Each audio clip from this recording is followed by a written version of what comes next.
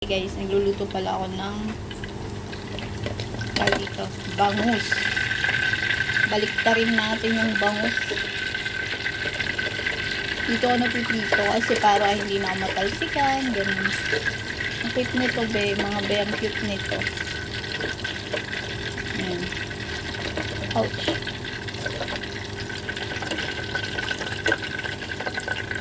Hindi ka na mahihirapan, hindi ka na ano. Ayan.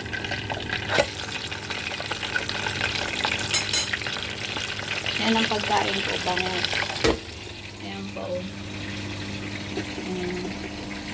Tsaka yung paneer. May kamatis ako dito. Bangus. Patayin na natin, guys. Ito yun.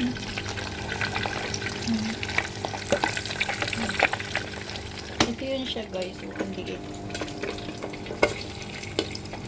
By the way, guys, bye and God bless.